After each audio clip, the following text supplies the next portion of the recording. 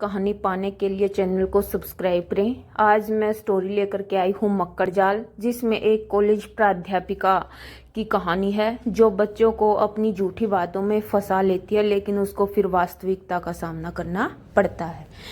College में दाखिला लेने के बाद जब वहाँ के प्राध्यापकों का हमसे परिचय कराया गया तो उनमें किरण दुबे मैम बिल्कुल हम उम्र लग रही थी। एकदम दुबली पतली, सुंदर चेहरा और उस पर मोहक मुस्कान। और भी प्राध्यापक प्राध्यापिकाएं थी, पर सभी उम्र दराज थी, जिनसे खुलकर बातें करने में उम्र का अंतर आड़े आ जाता था। किरण मैम हमारी पहली पसंद बन चुकी थी। उनका पीरियड हर रोज आता था। पहली कक्षा में उन्होंने बताया कि वह फर्स्ट है, एमए में यूनिवर्सिटी टॉपर है। हम उन जैसी टीचर्स पाकर धन्य हो गए थे, लेकिन इसके बावजूद भी उनमें विषय को समझाने की कला नहीं थी। वह समझाती कम, लिखवाती ज्यादा थी। हम समझाने का आग्रह करते तो उनका उत्तर होता था, चुपचाप लिखो।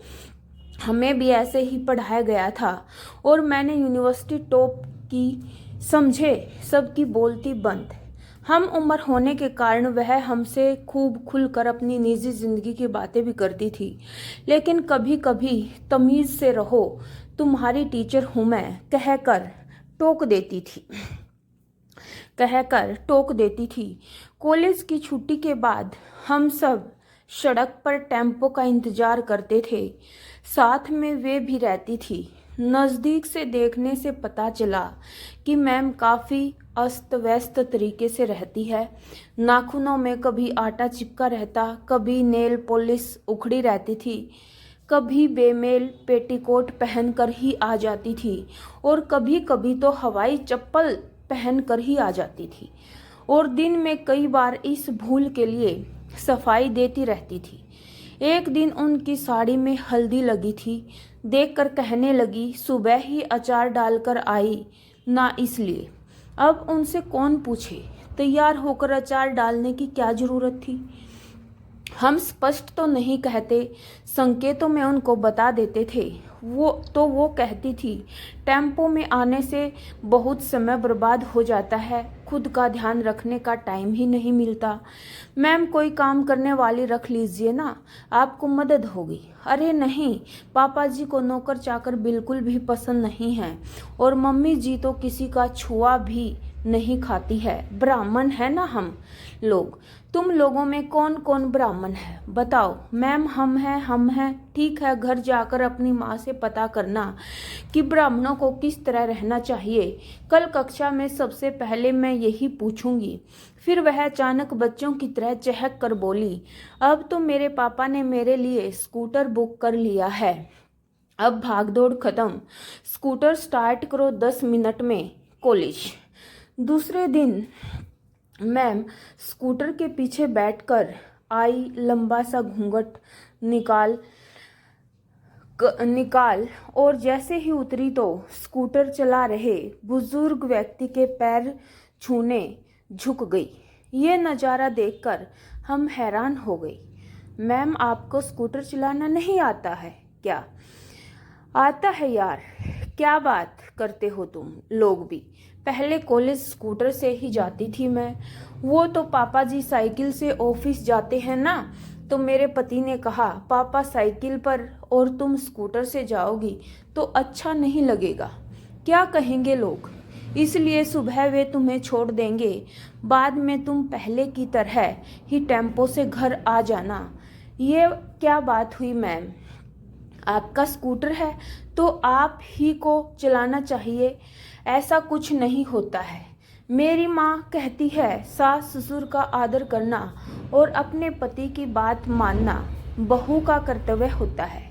मेरे पति भी इकलौते बेटे हैं, अपने माता पिता की खुशी का ध्यान रखना उनका कर्तव्य है।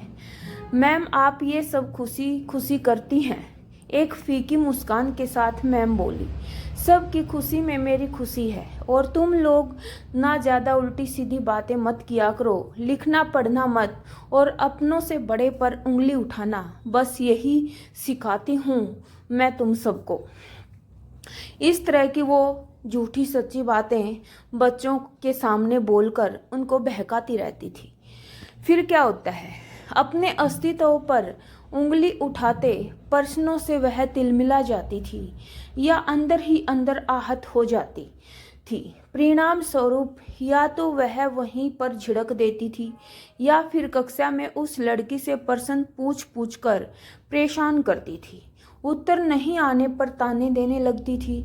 ऐसा लगता था कि मायके और ससुराल के तथाकथित संस्कारों के बोझ ने उन्हें इस कदर दबा दिया था कि वह अपने मन की आवाज़ को दबाने के लिए लगभग चिल्लाने लगती थी। यानी कि जो उसके मन में चल रहा होता था वो कहीं ना कहीं उसको दबा देती थी। क्योंकि उसकी वास्तविकता कुछ और थी। उनकी इस तरह की प्रतिक्रिया से लड़कियों ने भी पैतरे बदल लिए। मैम, आप अपने परिवार के लिए कितना कुछ करती हैं। आपसे तो सब कुछ खुश रहते होंगे ना। बिल्कुल, बहुत खुश रहते हैं। परिवार की खुशी के लिए समर्पण बहुत ज़रूरी है। मैं तो कुछ भी नहीं। मेरी माँ को देखते तुम कभी पापा के सामने मुँह नहीं खोलती थी मम्मी। पापा ने जो कह दिया बस वही फाइल। और हाँ, अपनी बेटी को भी मैं यही सिखाती हूँ कि कभी भी अपनों से बड़े लोगों से कोई प्रश्न नहीं करना चाहिए। वे जो भी कहें उनकी बात चुपचाप मान लो। अभी तो बहुत छोटी है, धीरे धीरे समझ जाएगी। ये तो गलत है मैम। हमें कोई बात गलत लगे तो क्यों माने हम उनकी बात। कुछ ज़्यादा ही मुँह फट नहीं हो तुम। मेरे ही सामने मेरी बात को गलत कह रही हो। तुम जैसे लोगों को परिवार के तौर तरीके समझाना तो बेकार है। आजकल की लड़कियां भी ना। यानी कि इस तरह से वो अपने आप को ही अच्छा श्रेष्ठ साबित करने का हमेशा प्रयत्न करती रहती थी। तो फिर आगे क्या होता है उसके साथ। मैम के परिवार के प्रति समर्पण की भी भगवान जैसे कोई परीक्षा ले रहे थे। घर में उनकी सांस गिर गई और कमर टूट गई। बिस्तर पर हमेशा के लिए पड़ गई। घर में उनकी देखरेख के लिए कोई और था भी नहीं। पति और बेटा था। वे किसी महिला की सेवा कैसे करते, मर्द जो ठहरे। इसीलिए सेवा भार मैम के सिर पर आ गया। सास 24 घंटे सेवा लेने के लिए तत्पर रहती। किसी भी काम में जरा भी देर हो जाए तो आसमान सिर पर उठा लेती। मजबूरन उन्हें नौकरी छोड़नी पड़ी। लगभग 4 साल बाद वह उसी विद्यालय में जहां मैं पढ़ा रही थी, यानी कि उसके पढ़ाए हुए स्टूडेंट लग चुके थे, प्राइमरी अध्यापिका के पद के लिए साक्षात्कार देने आई थी। मैंने देखते ही उनको पहचान लिया। पहले तो वह अनजान बनी रही, फिर कहने लगी, खाली घर बैठकर क्या करूं। मम्मी जी पापा जी तो रहे नहीं, और आपकी बेटी, उसे तो मैंने बोर्डिंग स्कूल में डाल दिया, कुछ दुनियादारी सीख लेगी। नहीं तो। फिर बड़ी व्यग्र होकर बोली, प्लीज बताओ ना, बहुत कठिन तो नहीं होगा इंटरव्यू। मुझे तो बहुत डर लग रहा है। उनका डर और बेचैनी उनके चेहरे से साफ दिखाई दे रही थी। दकियानुसी संस्कारों के मक्कड़ जाल में वह इस कदर फंस गई थी कि उनसे उनका पद, उनका आत्मविश्वास, उनकी गरिमा और उनकी पहचान सब छिन गई। आज वह अपनी जिंदगी के सबसे निचले पायदान पर खड़ी थी। तो कैसी लगी मेरी ये कहानी आपको? कहानी अच्छी लगे तो लाइक करो, शेयर